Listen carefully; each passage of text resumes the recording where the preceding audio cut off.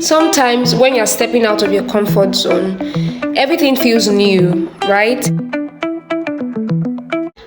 Hello, everyone. I welcome you all to another episode on Read with TEMI. It has been a very wonderful journey, and we've been reviewing the book Who Moved My Cheese by Dr. Spencer Johnson. It has been an interesting journey.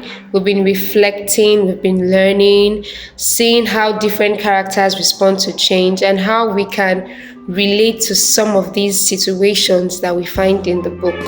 So today we're going to be having episode 4 of the book.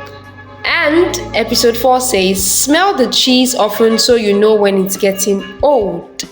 Yes. Now let's get right into the book. Then, Hare stuck his head out and peered anxiously into the maze. He thought about how he'd gotten himself into this cheeseless situation. He had believed that there may not be any cheese in the maze, or he may not find it. Such fearful beliefs were immobilizing and killing him. Hare smiled.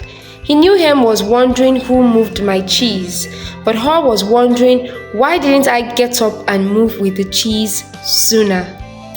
As he started out in the maze, Hare looked back to where he had come from and felt its comfort.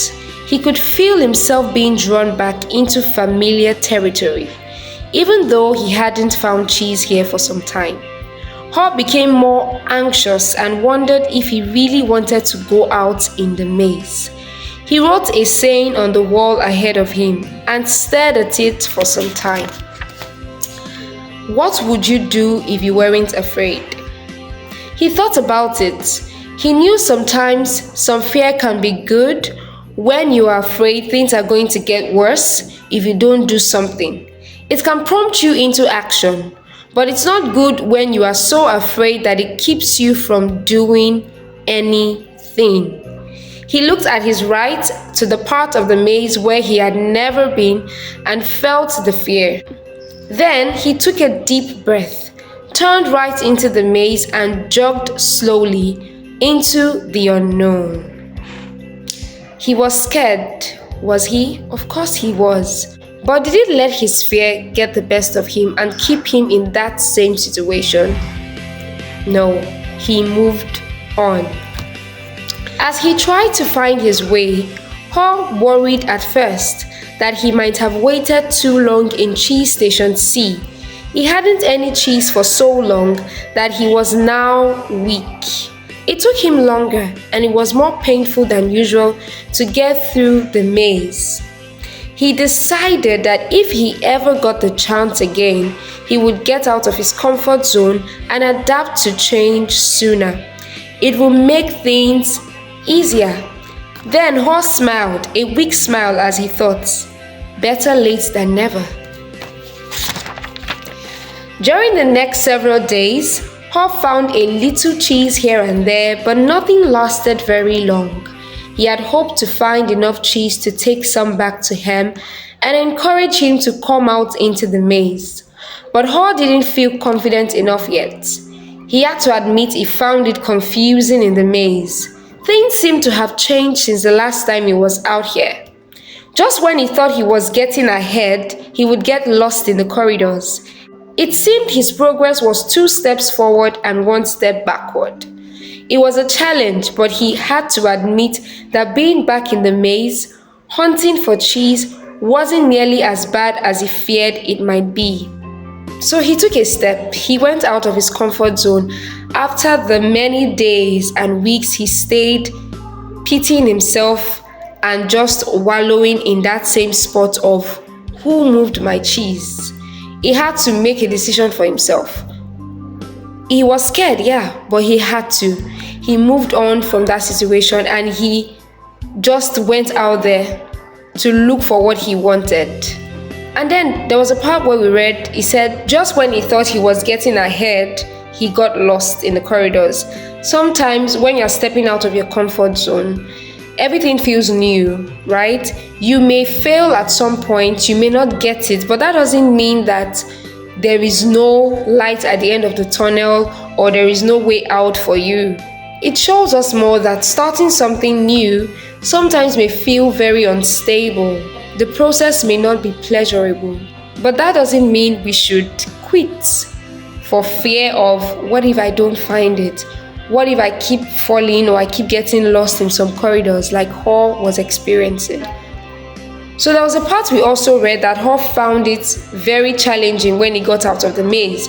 But he had to realize, or he admitted, that it wasn't as bad as being in a cheeseless station. Yeah, I know it's new, but staying back there is worse than what I'm experiencing. As time went on, he began to wonder if it was realistic for him to expect to find new cheese.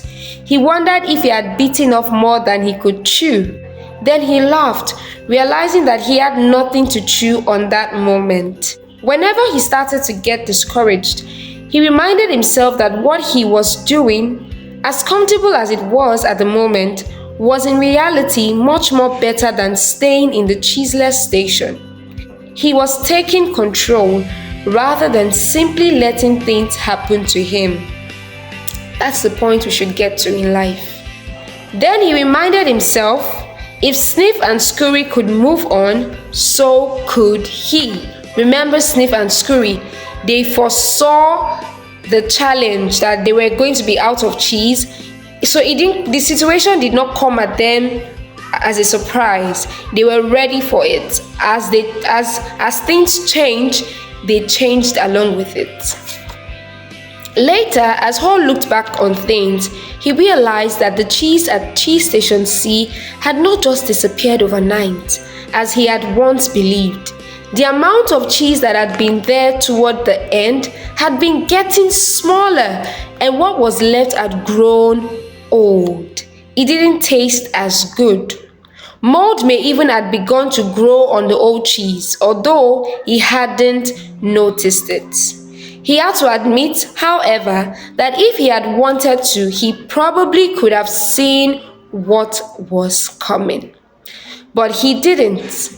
Hall now realized that the change probably would not have taken him by surprise if he had been watching what was happening all along and if he had anticipated change. Maybe that's what Sniff and Scurry had been doing.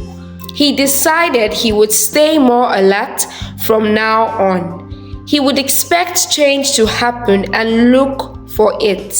He would trust his basic instincts to sense when change was going to occur and be ready to adapt to it.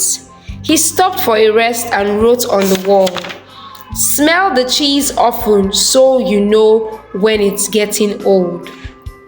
He wasn't paying attention, or rather they weren't paying attention, Hall and Hem, the little people beings. They weren't paying attention to the changes that were already happening.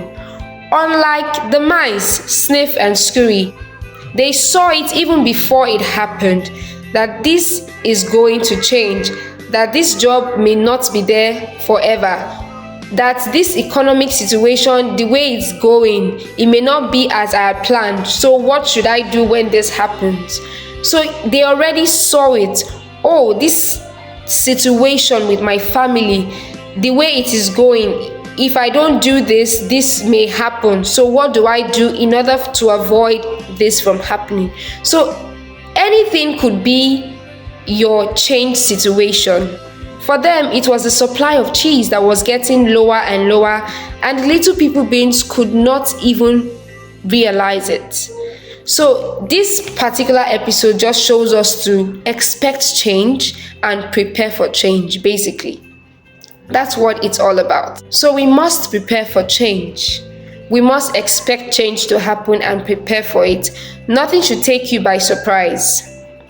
No. So this episode explains to us that we should expect change and prepare for change. Don't be in that place where you feel nothing should change about anything. I'm comfortable where I am. I don't need anything to change. Sometimes it is not in your control. Like the cheese supply wasn't in the control of the little people or the mice. It just happened. So when it happens like that, what do you do? When things come unexpectedly to you, how do you respond? Do you just stay crying and complaining and just wishing that something somewhere will bring it the way it used to be, or saying you don't deserve what is happening to you, or you're going to lace up your shoes and start moving. So these are the different ways that people respond to change. And that will be all for this episode today. As always, leave your thoughts, your reflection, your comments, and let's grow together.